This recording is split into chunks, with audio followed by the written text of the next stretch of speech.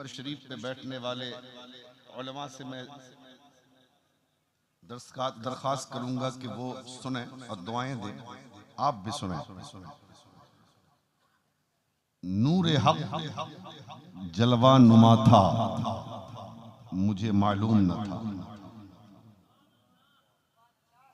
नूरे हक जलवा नुमा था, मुझे मालूम न था।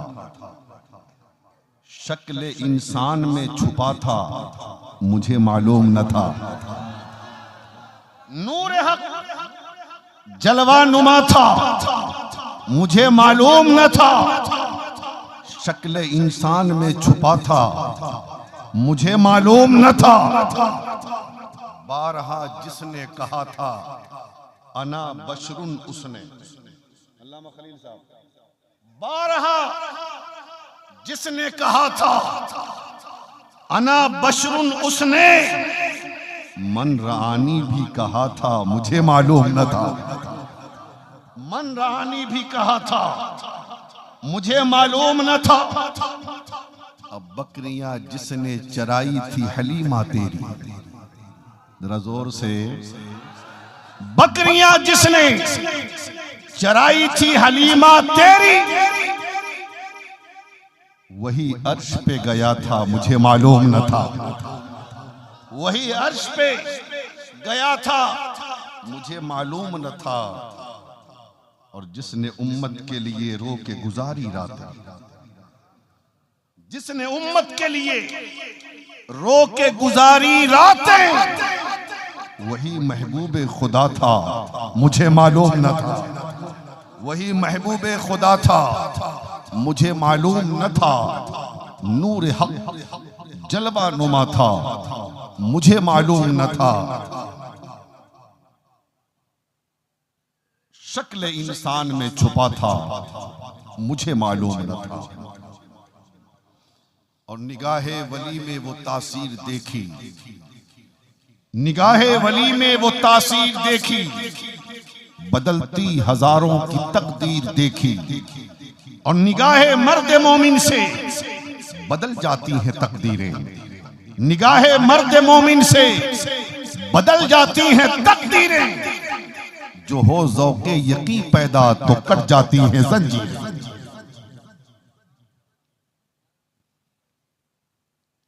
हज़रात,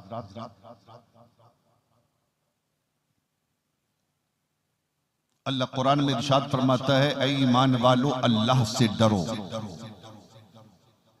ऐ ईमान वालो अल्लाह से डरो। वकूनु मा सादिकीन, और सच्चों के साथ हो जाओ। समझिएगा तकरीर, आज की तकरीर बहुत कुछ सिखा के जाने वाली है आपको, टेंशन मत लीजिएगा। ऐ ईमान वालो अल्लाह से डरो। खिताब किससे है? ईमान वालों से। गोया के ईमान पहले ही मिल गया आपको। अल्लाह से डरो। अब आप ये बताइए, जब कोई बंदा अल्लाह से डरेगा तो क्या नमाज नहीं पढ़ेगा? क्या रोजा नहीं रखेगा? क्या हज नहीं करेगा? क्या ज़कात नहीं देगा? क्या अमल साले नहीं करेगा? नहीं। अल्लाह से डरने का मतलब यह है कि वह वक्त पे नमाज भी पढ़ेगा। अल्लाह से डरने का मतलब यह है रमजान आएगा तो रोजा भी रखेगा। अल्लाह से डरने का मतलब यह है अगर वो मालिक के निसाब है तो ज़कात भी देगा। अल्लाह से डरने का मतलब यह है अगर वो साहिब इस्तिताअत है तो हज भी करेगा। अल्लाह से डरने का मतलब यह है वो जुआ से दूर रहेगा। अल्लाह से डरने का मतलब यह है वो चुगलखोरी से दूर रहेगा। अल्लाह से डरने का मतलब यह है वो अय्याशियों से दूर रहेगा। अल्लाह से डरने का मतलब यह है वो शराब नोशी से दूर रहेगा। अल्लाह से डरने का मतलब यह है वो गुनाहों से दूर रहेगा। अल्लाह से डरने का मतलब यह है वो गलतियों से दूर रहेगा। अल्लाह से डरने का मतलब यह है कि वही काम करेगा जिससे खुदा राजी हो जाए, उन कामों से बचता रहेगा जिससे खुदा नाराज हो। तो अल्लाह से डरेगा। अब देखिए खिताब किससे? ईमान वालों से। ईमान पहले मिल गया और डरने के बाद अमल भी। नमाज भी, रोजा भी, हज भी, ज़कात भी। और जन्नत में जाने के लिए दो चीजें जरूरी हैं, एक ईमान, दूसरा अमल। एक ईमान, दूसरा अमल। जैसे कुरान में है, वल अस्र इन्नल इंसान लफी खुस्र, बेशक इंसान घाटे में, इल्लल्लज़ीना आमनू व अमिलुस्सालिहात, लेकिन हाँ वो लोग जो ईमान लाए और नेक अमल किए। सारे इंसान घाटे में, लेकिन घाटे में कौन नहीं है? जो ईमान वाला है और जो अच्छा अमल वाला है। तो ईमान पहले मिल गया, चूंकि खिताब ईमान वालों से, और अल्लाह से डरने के बाद नमाज भी पढ़ा, अल्लाह से डरने के बाद रमजान का रोजा भी रखा, अल्लाह से डरने के बाद ज़कात भी दिया, अल्लाह से डरने के बाद हज भी किया, अल्लाह से डरने के बाद अमल साले भी किया, अल्लाह से डरने के बाद गुनाहों से भी बचा, अल्लाह से डरने के बाद अच्छा काम भी करता रहा, अल्लाह से डरने के बाद अपने रब को राजी करता रहा। फिर तीसरी चीज की जरूरत क्यों? बात इसी पर है, वकूनु मस्सादिकीन, और सच्चों के साथ हो जाओ। अब ये बताइए, जब ईमान वाला भी है, नेक अमल भी किया, और ईमानो अमल से जन्नत मिलती है, ईमानो अमल से मकाम मिलता है, ईमानो अमल से अल्लाह राजी होता है, ईमानो अमल से अल्लाह खुश होता है, ईमानो अमल से इंसान को ऊंचा मकाम मिलता है, ईमानो अमल से सारी चीजें आसान हो जाती हैं। तो जब ईमानो अमल से जन्नत भी मिल गई, जब ईमानो अमल से जब जन्नत की बहारें हासिल हो गई, ईमानो अमल से जब अल्लाह राजी हो गया, ईमानो अमल से जब अल्लाह खुश हो गया, ईमानो अमल से जब सारी चीजें सही हो गई, तो फिर ये तीसरी चीज, वकूनु मस्सादिकीन, सच्चों के साथ हो जाओ। सच्चों के साथ हो जाओ। तो सच्चों के साथ रहने का हुक्म क्यों दिया?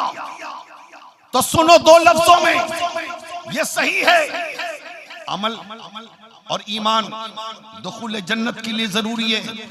ईमानो अमल अल्लाह की रजा के लिए जरूरी है, ईमानो अमल अल्लाह की खुशनुदी के लिए जरूरी है। लेकिन सच्चों के साथ रहने का हुक्म इसलिए दिया कि उस ईमानो अमल को बचाना भी जरूरी है,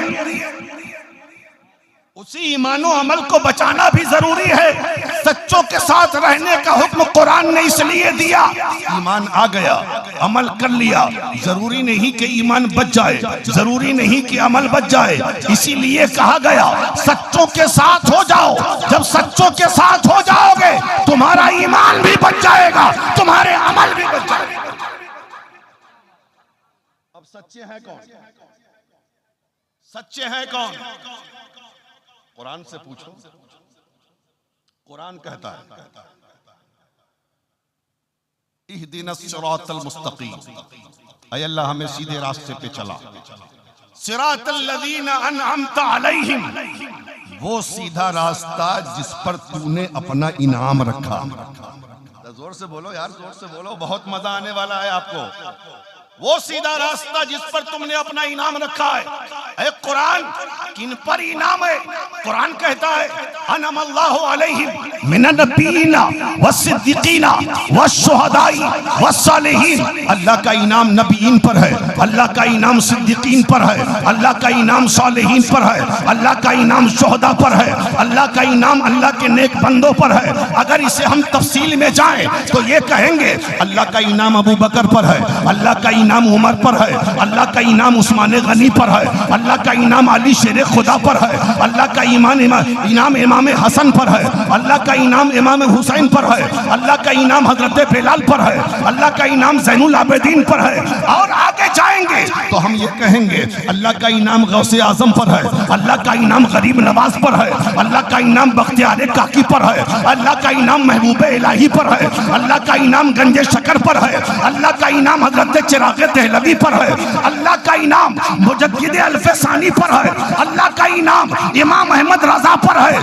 अल्लाह का इनाम मखदूम अशरफ जहांगीर समनानी पर है, अल्लाह का इनाम हजरत कलीमुल्लाह चिश्ती पर है, अल्लाह का इनाम हजरत दूल्हा मियां पर है, अल्लाह का इनाम मसरूर मिल्लत पर है।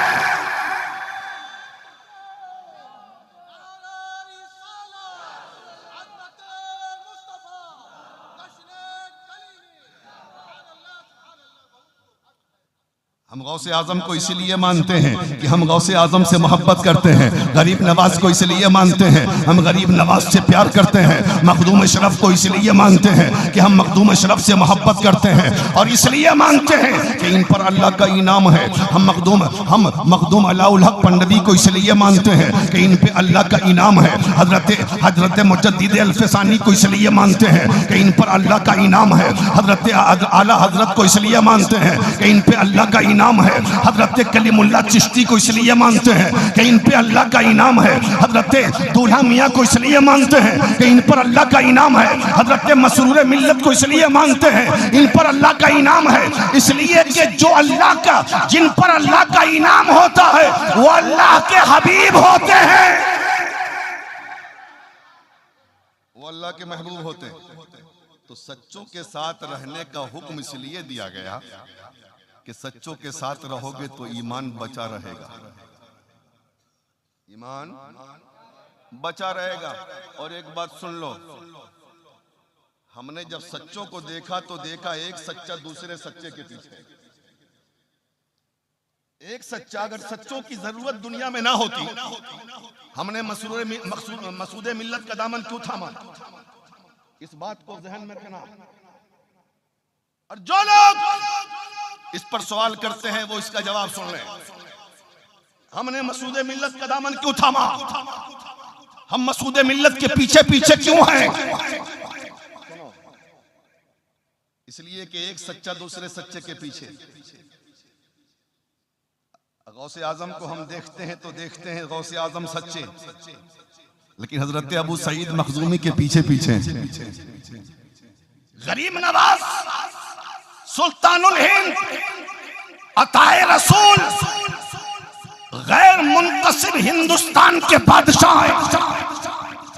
हमारा मुल्क 75 साल पहले तकसीम तो हो गया है ना, लेकिन हम कहते हैं गरीब नवाज सिर्फ इस हिंदुस्तान के बादशाह नहीं है बल्कि गैर मुनक़सिम हिंदुस्तान के शहंशाह हैं। हमारा मुल्क बटा है, गरीब नवाज का मुल्क नहीं बटा है। जरा जोर से बोलो यार, जरा जोर से बोलो।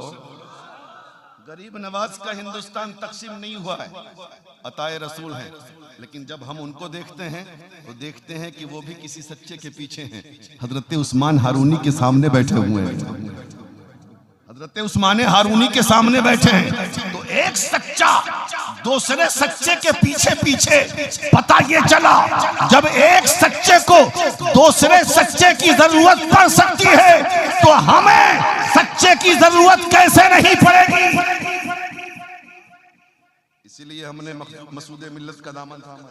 और सुनो, फायदा देख लो, फायदा देख लो। आज जो है कुछ लोग ये भी कहते हैं कि भाई क्या फायदा मुरीद होने से, क्या फायदा पीर बनाने से। ये सवाल होता है ही नहीं, बहुत सारे लोग सवाल करते हैं। तो उनसे कह दीजिएगा बेटा ये सवाल हमसे मत करो, गौसे आजम से करो। बोला भाई हमसे मत करो, गौसे आजम से करो। गौसे आजम मुरीद क्यों हुए? गरीब नवाज से करो। गरीब नवाज मुरीद क्यों हुए? आकाए नक्शबंद से करो। आकाए नक्शबंद मुरीद क्यों हुए? मौलाए सोहरवर्द से पूछो, उनको पीर की जरूरत क्यों पड़ी? मौलाए रूम से पूछो, जरा जोर से बोलो। मौलाना रूम से पूछो, उनको शम्से तबरेज की जरूरत क्यों पड़ी? उनको शम्से तबरेज की जरूरत क्यों पड़ी? क्या हुआ? मौलाना रूम क्या कहते हैं? जब शम्स तबरेज का दामन थाम लिया तो मौलाना रूम क्या कहते हैं? मौलवी हरगिज न शुद्ध मौलाए रूम, मौलवी हरगिज न शुद्ध मौलाए रूम ता गुलामे शम्स तबरेजी न शुद्ध। मौलाना रूम उस वक्त तक मौलवी बना ही नहीं जब तक के शमसे तबरेज का गुलाम ना हो गया। लेकिन इसका तर्जमा दूसरे तरीके से करेंगे तो और मजा आएगा। मौलवी हरगिज न शुद्ध मौलाए रूम, मौलाना रूम मौलवी ही रहा, मौलाना बन सका। जोर से बोलो।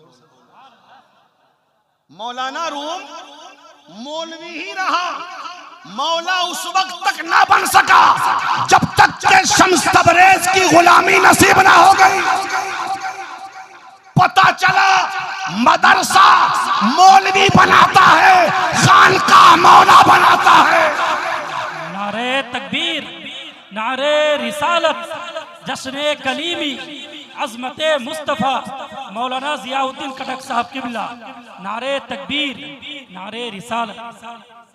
दरियापुर मदरसे में आओगे मौलवी बनकर निकलोगे, जगदीशपुर जाओगे मौलवी बनकर निकलोगे, कटरा शरीफ जाओगे मौलवी बनकर निकलोगे। ये मदरसे मौलवी बनाते हैं। लेकिन अगर खानकाह हुसैनिया कलीमिया में जाओगे तो मौलवी रहोगे, अल्लाह तुम्हें मौला बना देगा। अब बोलो, तकरीर सुनोगे? अब तकरीर सुनोगे, बोलना ना पड़े। आशिकों को बोला नहीं जाता। इश्क की आग इतनी भड़कती है कि दुश्मन जल जाते हैं। समझना है? तो जरूरत पड़ी ना, पीर की जरूरत पड़ी कि नहीं? पीर की जरूरत पड़ी कि नहीं? हाँ, इसलिए। और सुनो, पीर जब बनाता है इंसान तो फायदा देखना। हजरत इमाम राजी का नाम सुना? हजरत इमाम फखरुद्दीन राजी, नजमुद्दीन कुबरा के मुरीद हैं। जरा जरूर से बोलो, नजमुद्दीन कुबरा के मुरीद हैं। रूह निकलने वाली है, बिस्तरे मर्ग पर है। मैं बताना चाहता हूं कि पीर का दामन था, कामिल पीर का। ये सड़क छाप पीर का नहीं, कामिल पीर का। दूल्हा मियां जैसे पीर का, मसरूर मिल्लत जैसे पीर का, मसूद मिल्लत जैसे पीर का। पीर का दामन पकड़ने से फायदा क्या, बेनिफिट क्या? हजरत इमाम राजी मुरीद है किनके? नजमुद्दीन कुबरा के, बिस्तर मर्ग पर हैं। ये जो इबलीस है ना, जनाबे इबलीस, ये बहुत बदमाश है, हर जगह पहुंच जाता है, कब्र तक जाएगा, पीछा नहीं छोड़ता। लेकिन यहां पर पीर काम आते हैं। आया शैतान राजी, ये बताओ खुदा कितना का? एक का दलील दो।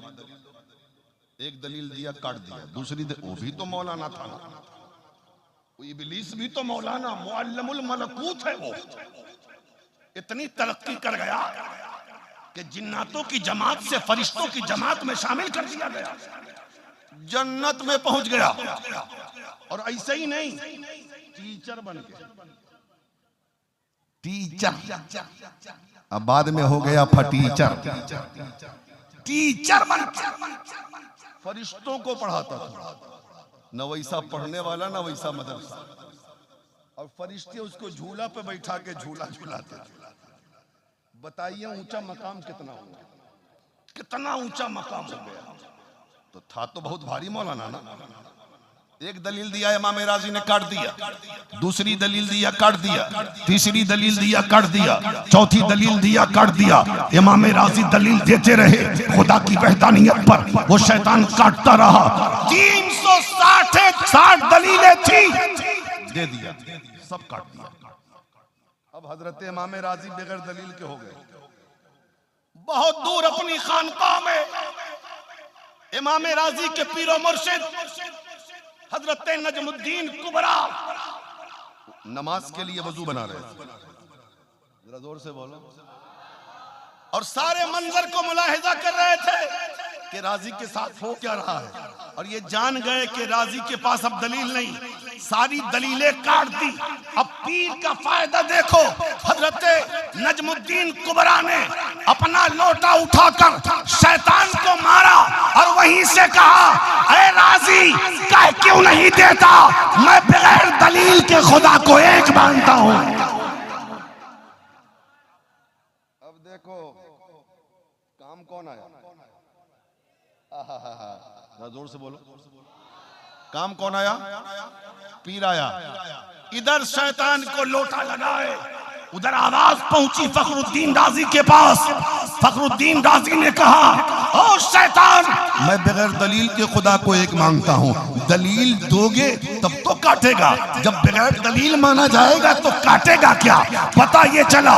इधर जवाब दिया, इधर रूह कफ से उनसुरी से परवाज करो। अच्छा ये बताओ, अगर पीर न होते तो ईमान जाता कि नहीं? ईमान जाता कि नहीं? ईमान बचाया किसने? खानकाह ने। जरा जोर से बोलो, ईमान बचाया किसने? पीर ने। और सुनो, पीर बताना इसलिए भी जरूरी है, पीर हमारा मरकज होता है। हमारा, अगर हम न जवाब दे सके तो हमारा पीर जवाब देता है। हम अपने आप को ना बचा सके तो हमारा पीर अपने आप को बचाता है, हमें बचाता है। इसलिए मुरीद होना भी बहुत जरूरी है। लेकिन सुनो, उल्टे सीधे पीर से मुरीद मत होना। देख लो, आज ये गुंडे लोग बहुत घूम रहे हैं। हाँ, जबरदस्ती एक साहब कह रहे थे, हजरत पीर बनने में बहुत फायदा। मैं क्या का 365 मुरीद कर लीजिए, साल गुजर जाएगा, खाना भी मिलेगा, नजराना भी मिलेगा। हाँ, टेंशन क्या? 365 से साल में एक ही बार तो नंबर आएगा किसी मुरीद के यहाँ का, खाना भी मिलेगा, नजराना भी मिलेगा। इतना मजा है पीर में। तो सुनो, ऐसे को पीर मत बनाना जिसकी 20-20 उंगलियों में अंगूठियां हो। ऐसे को पीर मत बनाना जिसको कलमा भी याद ना हो। ऐसे को पीर मत बनाना जिसको वज़ू का तरीका भी मालूम ना हो। ऐसे को पीर मत बनाना जिसको सही तरीके से गुस्ल का तरीका भी मालूम ना हो। ऐसे को पीर मत बनाना जिसके किरदार और अमल से नबी की शरीयत का खून हो रहा हो। ऐसे को पीर मत बनाना जो नबी की सुन्नत से अलग हो। ऐसे को पीर मत बनाना जो नबी की सीरत से अलग हो। वैसे पीर ऐसे को बनाना जिसे देखने के बाद खुदा याद आए, देखने के बाद मुस्तफा।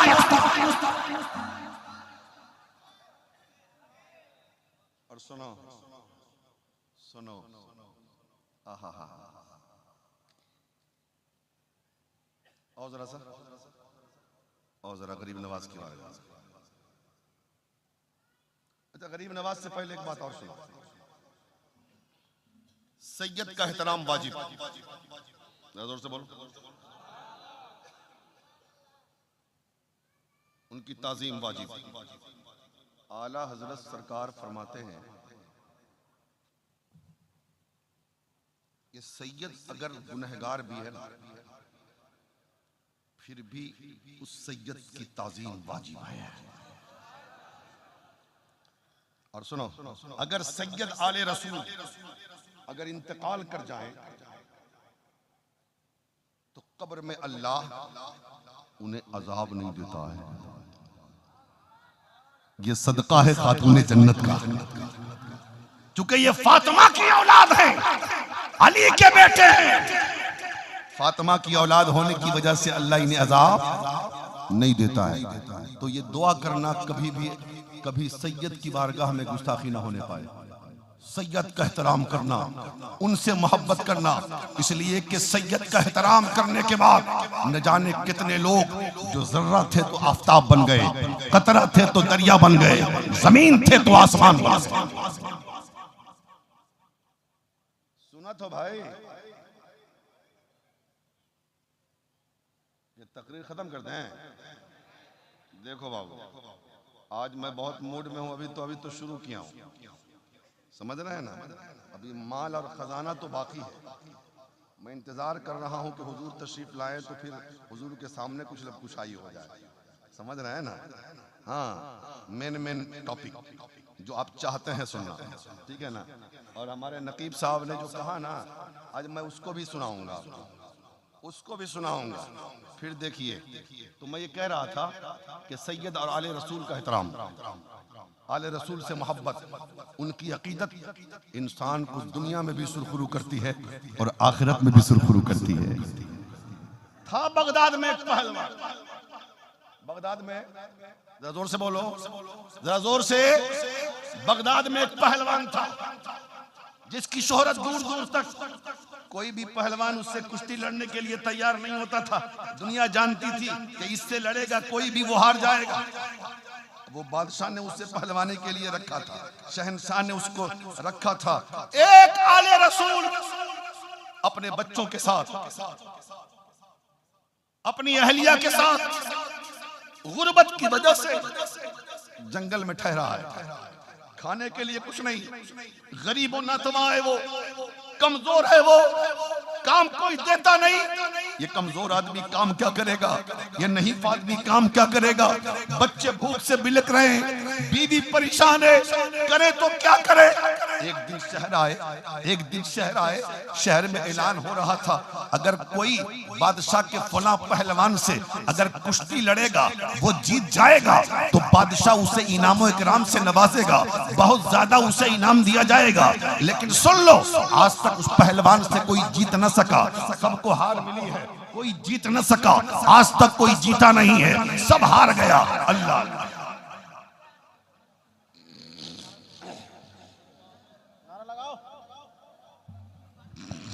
नारे तकबीर।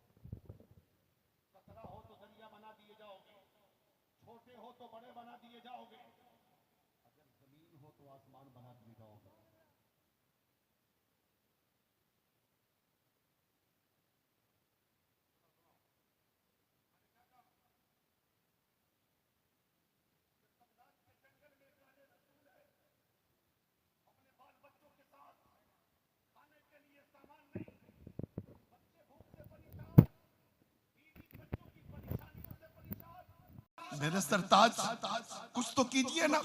शहर जाते काम के लिए गरीब समझकर, नातवा समझकर, ज़ईफ समझकर, नहीं समझकर, कमजोर समझकर कोई काम देने को तैयार नहीं। ये गरीब आदमी, ये कमजोर आदमी, ये नहीं नातवा आदमी काम क्या करेगा? पैसा ले लेगा, मजदूरी ले लेगा, काम तो निकलेगा नहीं। रोजाना वापस आते, एक दिन ऐलान कर रहा है मुनादी, कोई बादशाह के पहलवान से लड़ेगा उससे जीत जाएगा, कुश्ती में बादशाह उसे इनाम से नवाजेगा। लेकिन सुन लो, आज तक शर्क व गर्ब का कोई पहलवान भी उस पहलवान से जीत न सका है। मुकाबले में जो आता है वो हार जाता है। आज तक बगदाद की तारीख में कोई ऐसा पहलवान नहीं मिला जो इस पहलवान को हरा दे। ना चाहते हुए भी आले रसूल ने दिल में सोचा ऐसे तो काम कोई मिलेगा नहीं, काम तो कोई देगा नहीं। बच्चे भूख से परेशान हैं, बीवी परेशान है, दिक्कतों का आलम है, लिहाजा क्यों ना बादशाह के उस पहलवान को चैलेंज कर दिया जाए कुश्ती लड़ने के लिए। बादशाह के सामने वो अल्लाह का नेक बंदा, वो आले रसूल, वो अली का बेटा जाता है और बादशाह के सामने कहता है, बादशाह सलामत, आपके पहलवान से मैं कुश्ती लड़ूंगा। जरा जोर से बोलो यार, आपके पहलवान से मैं कुश्ती लड़ूंगा। बादशाह ने एक सरसरी नजर डाली, देखा नकाहत, कमजोरी, ज़ईफी, बदन में हड्डी है, गोश्त नहीं, ये मेरे पहलवान से मुकाबला करेगा। बादशाह ने कहा, अपने आप को समझ लिए हो कि मेरे पहलवान का हाल क्या है? कहा बादशाह सलामत, कुछ भी हो जाए मैं लड़ने के लिए तैयार हूँ, मैं कुश्ती लड़ने के लिए तैयार हूँ, जो होगा देखा जाएगा। और सुन लीजिए, आपका पहलवान मुझसे जीत नहीं सकता है। बादशाह को भी हैरत हो गई, यार ये कमजोर आदमी है, जिस्म पे गोश्त नहीं है, हड्डियां ही हड्डियां हैं, ये ज़ईफ आदमी आखिर ये कैसे मेरे पहलवान से लड़ेगा? बहरहाल चैलेंज कबूल कर दिया गया, तारीख मुतय्यन हो गई। वो नबी की औलाद, वो नबी का बेटा, वो अली का लाल चैलेंज करके चला गया। इधर पहलवान को खबर कर दी गई, फला दिन तुम्हारा मुकाबला फला से है, एक परदेसी से है, एक कमजोर से है, एक नहीफ से है, एक नातवा से है, एक कमजोर शख्स से है।